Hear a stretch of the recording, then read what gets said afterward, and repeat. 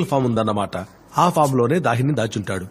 Form ఉన్న వాళ్ళకే పెద్ద పెద్ద వెహికల్స్ ఉంటాయి. విశాఖపట్నం నిండా పోలీసులున్నారు. బండిలో ఒక అమ్మాయిని ఎక్కించుకుని వాడు ఎలా తప్పించుకుంటున్నాడు? కస్టమైజ్డ్ వెహికల్ అంటే ఏంటి? కిల్లర్ బాడీని దాచడానికి వీలుగా వాడి బండిని డిజైన్ చేసుకుని ఉంటాడు.